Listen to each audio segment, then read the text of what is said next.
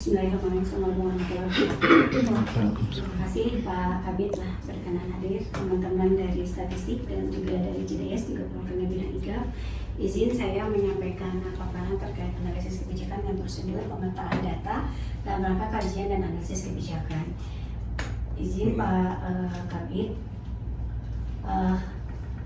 tujuan daripada kegiatan hari ini adalah untuk memperoleh informasi yang relevan, lengkap, dan dapat digunakan untuk merumuskan rekomendasi kebijakan yang berbasis bukti. Nah, prosedur yang saya ambil saat ini adalah identifikasi data melalui rapat pembahasan dengan tim yang saat ini ada. Kemudian data sekunder diambil dari laporan hasil evaluasi SPBI 2024 beserta kebijakan turunan dari Pergub 161 tahun 2022 tentang penyelenggaraan SPBI, dan output yang diharapkannya adalah adanya matriks analisis Pergub 161 tahun 2022. Jadi di sini saya lebih mengutamakan pemetaannya daripada regulasi-regulasi yang sudah ditetapkan Pak di tahun-tahun sebelumnya. Nah, ini terkait Pergub 161, ruang lingkupnya ada tata kelola, manajemen SPBI, audit TIK, layanan SPBI, serta pemantauan dan evaluasi. Lalu ada prinsip SPBI, yaitu ada efektivitas, keterpaduan, kesinambungan, efisiensi, akuntabilitas, interoperabilitas, dan keamanan. Nah, kenapa pentingnya ada analisis Pergub 161, di mana adanya pertimbangan perkembangan teknologi dan perubahan kebijakan Pak dalam hal penerapan SPBI dan penyelarasan terhadap beberapa kebijakan serta hasil pemantauan dan evaluasi SPBI di pemerintah daerah Provinsi Jawa Barat, maka dipandang perlu untuk melakukan review dan analisis Pergub 161 tentang penyelenggaraan SPBI. Nah, untuk identifikasi datanya sendiri kita ada tim Pak untuk pembahasan dari mulai penyusunan hingga pembahasan Pergub itu. Kita memiliki dasar hukum Pak, jadi tidak serta-merta kita berkumpul membahas tanpa ada pijakannya. Kita ada surat perintah Kepala Dinas Kominfo, ini diterbitkan di tahun 2024. Jadi di sini sudah jelas ya, melaksanakan tugas sebagai tim penyusun, kemudian menyiapkan bahan, menyusun, membahas dan mengoordinasikan penyusunan regulasi dan kebijakan. Kemudian kita pun harus melaporkannya Pak tentunya. Baik, nah selain itu data sekunder yang kami ambil adalah, yang saya ambil izin dari laporan hasil Kemenpan RB terkait laporan hasil evaluasi SPBI 2024, di mana domain kebijakan sudah berada di level 5, namun upaya untuk mempertahankan tetap harus ada dilakukan improvement, review, dan evaluasi. Nah, dari sini kita bisa melihat kebijakan-kebijakan turunan di Pergub 161 2022 ini. Nah, histori dimulai dari 2022 ya Pak, ada revisi peraturan gubernur dari 86 yang semulanya 86 tentang jadi 161 tentang tata kelola SPBI menjadi penyelenggaraan SPBI di Pergub 161 2022. Nah, di tahun 2023 pun setelah terbit itu ada review dan evaluasi dengan beberapa keputusan gubernur yang dihasilkan di 2023. Ada juga yang terakhir itu untuk manajemen sendiri, ada Kepgubnya tersendiri. Kemudian di tahun 2024 kita pun banyak menggulirkan ya Pak ya, regulasi-regulasi turunan karena implementasi SPBI terus berkembang dan harus ada payung hukumnya ya. Jadi nah ini kebijakan internal penyelenggaraan SPBI di Provinsi Jawa Barat ini ya, dari Perda, kemudian Pergub, dan turunan dari Pergub sendiri ada tentang proses bisnis, kemudian peta rencana, standar teknis, aplikasi, kemudian manajemen, ada pengelolaan pemanfaatan infrastruktur, pelaksanaan audit TIK, kemudian tim koordinasi dan arsitektur SPBI. Nah, selain itu pun untuk SDLC Pak sudah ditetapkan juga. Selain kebijakan berupa Kepgub, sudah ditetapkan juga untuk beberapa surat perintah dalam pelaksanaan implementasi SPBI ini. Nah, mungkin sebagai penutup Pak izin dari hasil pembahasan ini diharapkan bisa ditindaklanjuti Pak dengan finalisasi matrik analisis Pergub 161, kemudian diperlukan rapat lanjutan untuk pembahasan matrik hasil analisis dengan tim penyusun regulasi, dan harapannya kita bisa menggali informasi dan mengidentifikasi isu-isu strategis dan permasalahan kebijakan secara mendalam dan faktual. Kemudian adanya sinergi dalam proses perumusan implementasi kebijakan sehingga menghasilkan kualitas kebijakan dan mempermudah proses pelaksanaan kebijakannya. Jadi diharapkan Pak, kualitas kebijakan itu diperhatikan dan memang harus berkualitas dan bisa dilaksanakan, diimplementasikan di Jawa Barat. Nah ini Pak, matriks yang akan kita bahas Pak, untuk nanti minta masukan dari teman-teman semua. Nanti izin Pak, minta arahan dari Bapak bagaimana untuk telahannya dan rekomendasi yang harus kita lakukan ke depan, karena tahun depan juga akan berubah dari sistem pemerintahan berbasis elektronik menjadi pemerintahan digital. Nah itu kita juga sambil menunggu revisi Perpres 95 2018, dan ini yang baru kita rubah adalah kita baru mengisi terkait regulasi-regulasi yang banyak perubahannya Pak, karena dari 2018 ke 2022 dan 2023 sampai saat ini itu sudah banyak perkembangan regulasi terkait regulasi konkuren PM4 2024, PM6 2025.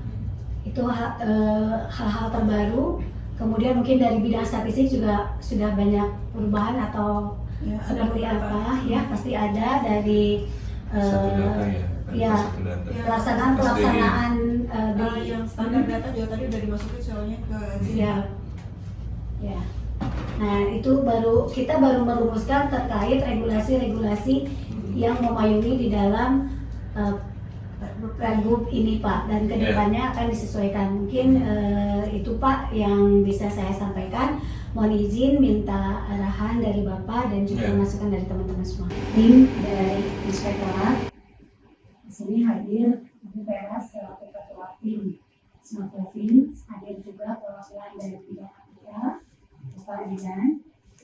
Di sini hadir lengkap ya, tim Inspektorat ada Pak Fadel, Pak Fauzi, Pak Ganjar, Pak Mucyono, dan Pak Rifki. Izin hari ini kita akan membahas mengenai coaching klinik yang merupakan rangkaian acara kegiatan di periode selanjutnya. Coaching klinik ini merupakan lanjutan dari tahap 1 sampai dengan tahap 4, di mana memiliki tujuan untuk menggali informasi terkait progres rencana kerja tiap pengampu indikator SPBE. Yang keduanya untuk membahas kendala penyiapan bukti dukung, dan ketiganya mengumpulkan bukti dukung dari tiap pengampu indikator SPBE ke PIC pengampu domain SPBE. Dan yang saat ini hadir pengampu untuk kebijakan audit TK. Sebetulnya ada dari bidang kami juga terkait keamanannya, yaitu dari bidang sandi kami, dan kemudian untuk audit aplikasinya ada kandidat dari bidang Afrika. Jadi sebetulnya untuk kebijakan audit ini merupakan kolaborasi antara Dinas Kominfo dengan Inspektorat. Nah, perlu kami sampaikan juga Bapak ya, kami di Provinsi Jawa Barat capaian indeks SPBE-nya sebesar 4,73 poin dengan kategori memuaskan. Ini cukup signifikan kenaikannya dari tahun 2023 dan merupakan provinsi terbaik di nasional ya untuk level pencapaian indeks SPBE. Nah, terkait hal tersebut ada analisis yang dilakukan, ada 4 domain yang dinilai. Untuk domain kebijakan ini kita sudah di level memuaskan. Nah, kenaikan ini tentunya tidak lepas dari peran daripada kita semua ya, baik dari internal Diskominfo maupun perangkat daerah sebagai pengampu indikator. Kita baru bahas sebelum kita bahas di sini juga. Lalu terkait yang setelah disusun itu kita melihat dari sisi dasar hukum peraturan Menteri Kominfo, BRIN sama BPN yang setelah dianalisis itu keselarasan dengan peraturan Menteri Kominfo yang nomor 16 tahun 2022. Di situ Kepgub Jabar nomor 473.1 garing selanjutnya telah menyebutkan secara eksplisit bahwa ruang lingkup audit meliputi infrastruktur, aplikasi, dan keamanan SPBE sesuai pasal 2 Menkominfo. Nah, lalu di situ ada mengenai pelaksanaan audit. Apabila pelatih belum tersedia, pelaksanaan audit dapat dilakukan oleh tim internal pemerintah sebagai mana diatur dalam pasal 11 ayat 8. Nah, lalu di situ ada audit dilaksanakan minimal 1 kali dalam 2 tahun sebagaimana ditentukan dalam pasal 4 ayat 3. Lalu ada format pelaporan dan metodologi juga mengikuti pedoman umum dan standar yang diakui menunjukkan kesesuaian substansial dengan lampiran Permenkominfo. Nah, untuk keselarasan dengan peraturan BRIN nomor 1 tahun 2024 tentang standar dan tata cara audit infrastruktur dan aplikasi SPBE, itu yang pertama ada Kepgub menetapkan bahwa standar dan alat bantu audit aplikasi infrastruktur SPBE mengacu pada yang dikeluarkan oleh BRIN. Lalu dalam hal latih belum tersedia, BRIN dapat ditunjuk sebagai pelaksana audit aplikasi dan infrastruktur SPBE. Hal ini selaras dengan ketentuan pasal 5 dan pasal 8 peraturan BRIN. Lalu ada metodologi audit juga mengandung unsur perencanaan, pelaksanaan, dan pelaporan yang sejalan dengan standar BRIN. Nah, untuk yang keselarasan dengan peraturan Badan Cyber dan Sandi Negara atau BSSN itu nomor 8 tahun 2024 tentang audit keamanan SPBE, itu yang pertama Kepgub menekankan bahwa audit keamanan SPBE dilaksanakan sesuai dengan standar keamanan dan dapat dilakukan oleh pelatih jika tersedia atau oleh auditor internal jika belum tersedia. Lalu yang kedua itu ditegaskan pula bahwa pelaporan hasil audit memuat ringkasan keamanan dan tindak lanjut serta mekanisme konfirmasi hasil audit dan berita acara sesuai ketentuan BSSN. Lalu yang terakhir itu keselarasannya Kepgub juga melakukan formulir dan laporan hasil audit keamanan SPBE mencerminkan standar tata kelola keamanan informasi yang diatur dalam peraturan BSSN.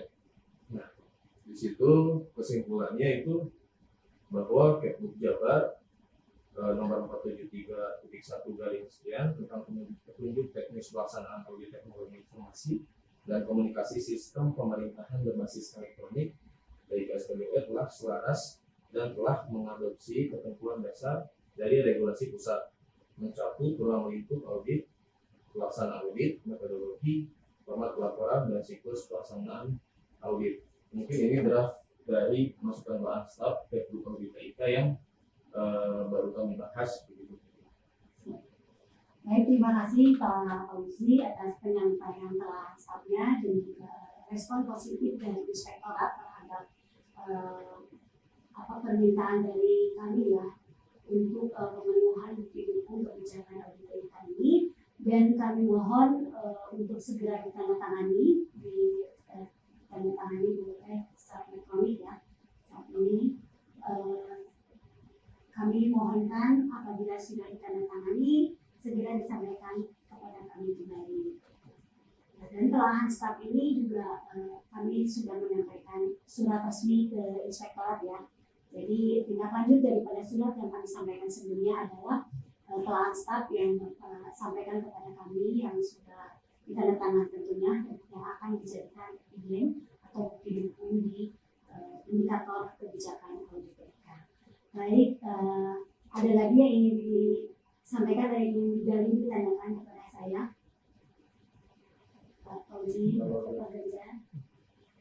Kalau dari saya, Siap.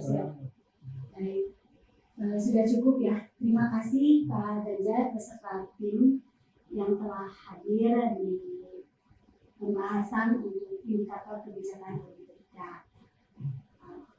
Demikian mungkin sesi untuk penggalian informasi terkait audit TIK ya.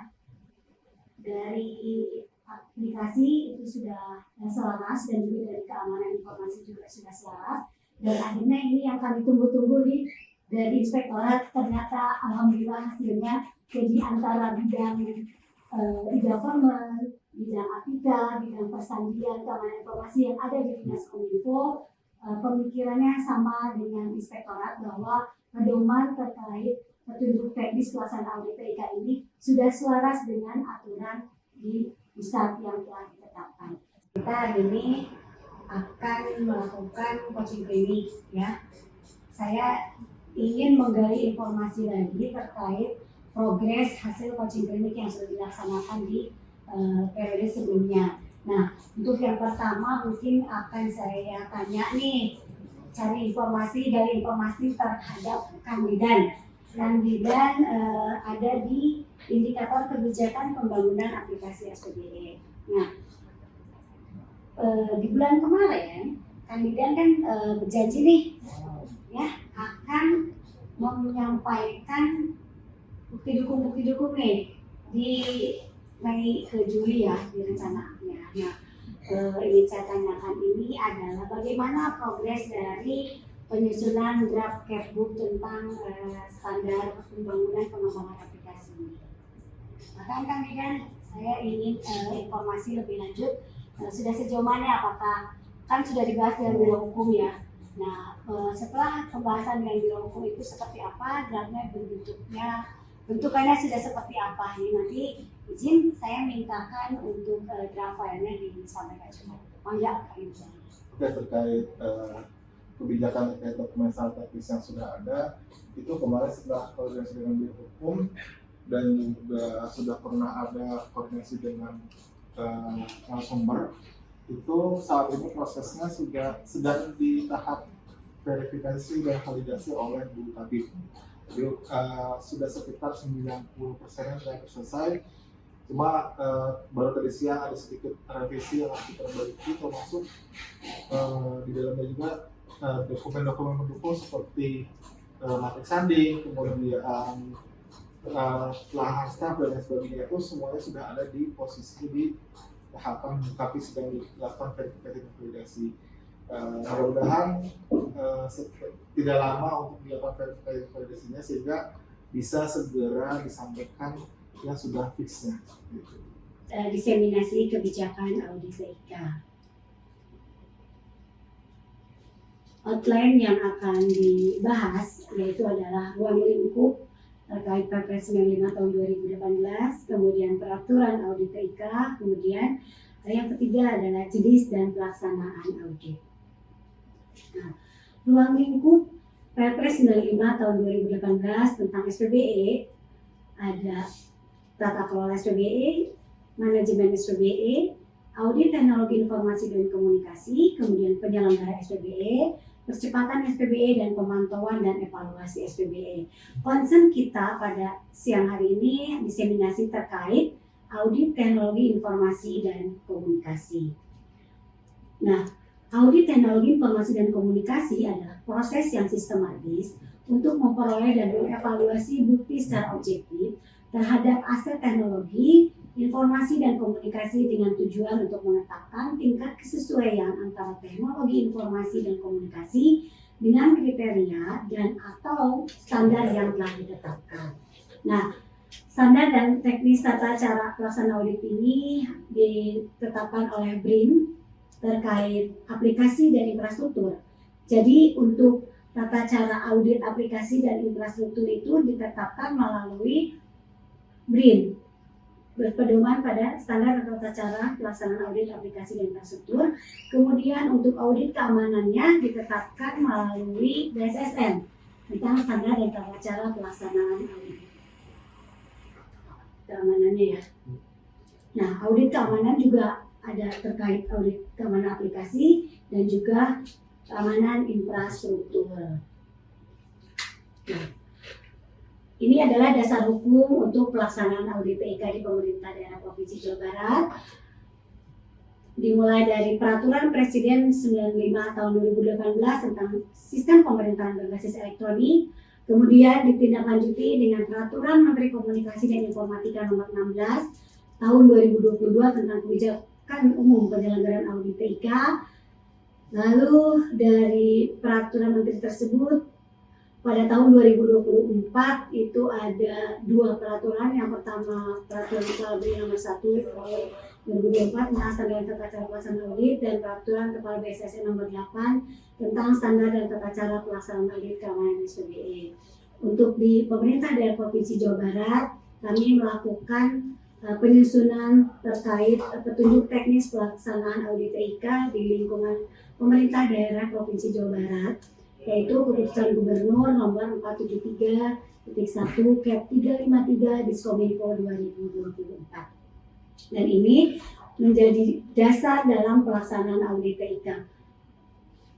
Nah, dasar penyelenggaraan audit TIK ini di pemerintah daerah Provinsi Jawa Barat dimulai dari Permen Kominfo 16, kemudian Permen 1, lalu Permen BSSN nomor 8 tahun 2024. Silakan dari tim Inspektorat jika ada yang ingin ditanyakan. Kang Fadel, Anda mencoba memahami? Silakan. Atau Pak Ganjar? Nah, ini Bu, mungkin nanti kata-kata kesimpulan audit ini, Ya. kalau bahasa APIP ya, tim pemeriksa, mungkin ini termasuk di situ saran dan rekomendasi ya. Ya, betul. Temuan, saran, rekomendasi ya, Ya, itu betul. ya. Jadi biasanya kalau bahasa APIP ya seperti itu. Nah, mungkin karena ini dibahasakan oleh teman-teman Kominfo, kesimpulan audit gitu ya. Betul. Ya, ya nanti itu kan maksudnya kesimpulan audit itu memuat temuan, rekomendasi dan saran. Ya, siap. Siap. Iya. Terima kasih Pak Ganjar atas masukannya. Ya, kesimpulan audit itu nanti ada temuan, ada tentunya dari temuan itu pasti ada saran dan rekomendasi untuk menindaklanjuti daripada temuan tersebut. Demikian seperti itu ya Pak Ganjar. Kami kita bisa berkumpul ya dalam rangka saya menyampaikan semangat anti korupsi, membangun semangat di lingkungan Dinas Kominfo Provinsi Jawa Barat. Izin saya Yuli Hapiah, analis kebijakan Hari Muda, akan menyampaikan paparannya. Baik, selanjutnya adalah tentang bahaya korupsi dan pentingnya nilai-nilai anti korupsi, di mana sebagaimana kita ketahui bahwa ASN wajib menolak gratifikasi terutama saat hari raya. Jika tidak bisa ditolak, itu harus dilaporkan. Nah, terkait hal tersebut, di pasal 18 pun pada Peraturan Gubernur nomor 30 tahun 2021, pasal 18 bahwa dikatakan sanksi pejabat atau pegawai yang melanggar ketentuan bisa dijatuhi sanksi sesuai ketentuan perundang-undangan ya. Dari perwakilan sandi kami, sekretariat, bidang apika, kemudian dari IKP, dan yang saya hormati Ibu Vera selaku ketua tim, izin saya menyampaikan untuk nilai-nilai anti korupsinya ya. Yang pertama, jujur, itu adalah berkata benar, tidak berbohong dan tidak menutupi kesalahan. Kemudian disiplin, taat pada aturan dan tata tertib, tanggung jawab, melaksanakan tugas dengan penuh tanggung jawab dan tidak melalaikan kewajiban. Kemudian mandiri, tidak bergantung pada orang lain dalam hal yang tidak benar. Kerja keras, bekerja dengan sungguh-sungguh dan pantang menyerah. Sederhana, hidup secukupnya dan tidak berlebihan. Berani mengatakan kebenaran dan menolak ajakan korupsi. Peduli, memperhatikan kepentingan orang lain dan lingkungan sekitar. Nah, kaitannya dengan anti korupsi ini ada peran terkait SPBE, di mana salah satunya adalah pencegahan korupsi melalui otomasi proses yang sebelumnya rawan manipulasi ya. Dengan adanya SPBE semua insya Allah transparan ya dalam layanan publik dan pengambilan keputusan, juga penjaminan akuntabilitas karena seluruh jejak aktivitas terekam secara digital.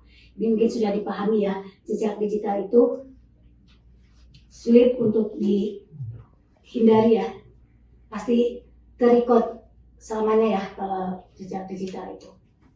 Nah, bagaimana kita untuk mencegah korupsi itu? Dari sisi pendidikan, memperkenalkan nilai-nilai atau korupsi sejak dini melalui pendidikan formal dan informal.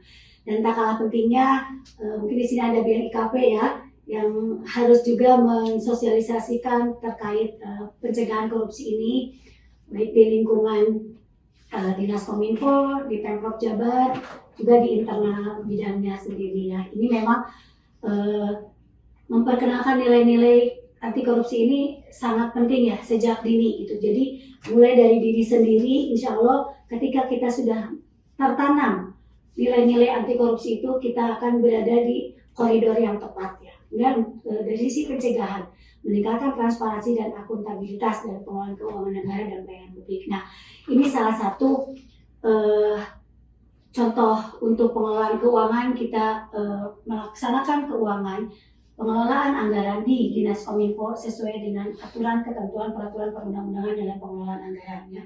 Nah, dari sisi penegakan hukum, harus ada penegakan hukum secara tegas terhadap pelaku korupsi. Dan adanya partisipasi masyarakat ini peran yang sangat penting melibatkan masyarakat dalam pengawasan dan pelaporan praktik korupsi. Itu lingkungan keluarga, menanamkan nilai-nilai kejujuran dan tanggung jawab sejak dini. Kemudian di lingkungan pendidikan menerapkan, ada ya contoh kantin kejujuran, di kantor-kantor pemerintah juga ada ya kantin kejujuran, itu sudah mulai banyak ya. Salah satu contoh saya ambil di Kemenpan RB, itu ada kantin kejujuran. Mudah-mudahan di sini kalaupun ada ya suatu saat nanti ada kantin kejujuran. Jadi membayar makanan sesuai yang kita makan, itu salah satu contohnya ya. Memberikan tugas yang mendidik, kemudian membangun budaya anti korupsi di sekolah. Mungkin hadir tepat waktu, disiplin, tidak korupsi waktu juga ya, bisa ya. Bisa ya teman-teman ya. Mungkin itu salah satu contoh yang kadang-kadang sering terjadi menimpa pada diri kita semua ya untuk korupsi waktu ini. Nah, kemudian di lingkungan kerja menjalankan tugas dengan jujur, disiplin, dan bertanggung jawab. Nah, dalam kehidupan bermasyarakat, berani menolak ajakan korupsi, melaporkan praktik korupsi, dan menjaga lingkungan sekitar. Kemudian penerapan nilai anti korupsi untuk di lingkungan kerja juga menjalankan tugas dengan jujur, disiplin, dan bertanggung jawab. Nah, dalam kehidupan bermasyarakat berani menolak ajakan korupsi, melaporkan praktik korupsi, dan menjaga lingkungan sekitar. Selanjutnya,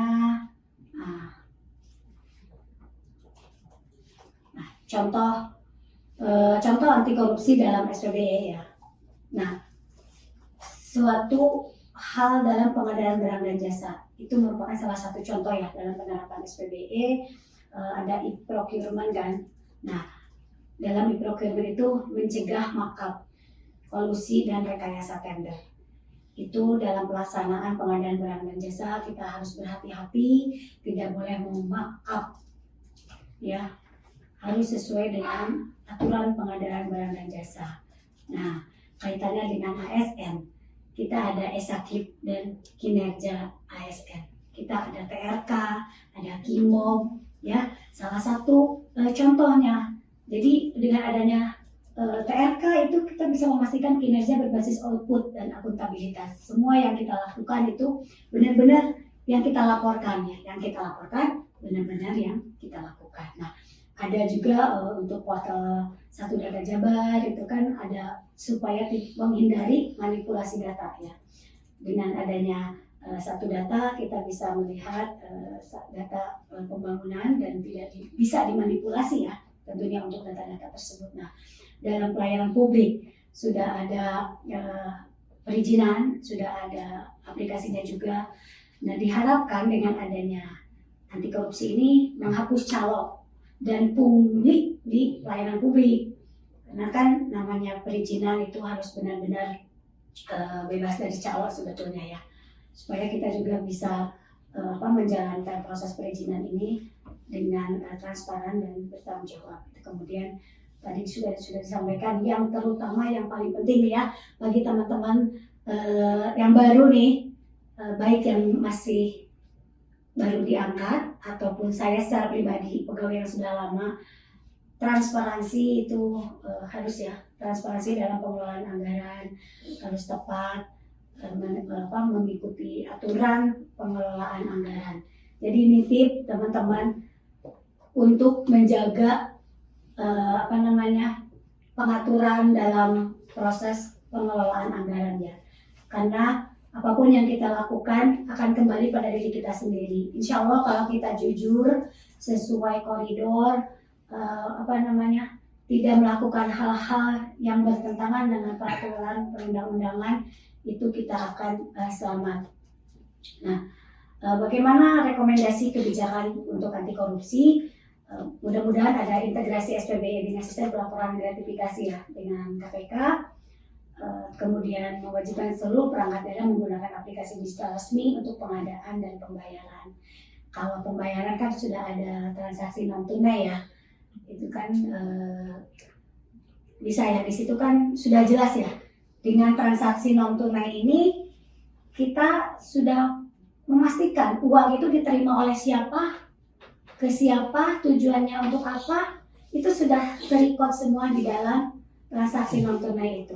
Salah satu contoh aja pembayaran misalkan ada honorarium narasumber ya, itu kan kita tidak bisa memanipulasi, tidak bisa membuat sesuatu hal yang merugikan pihak manapun.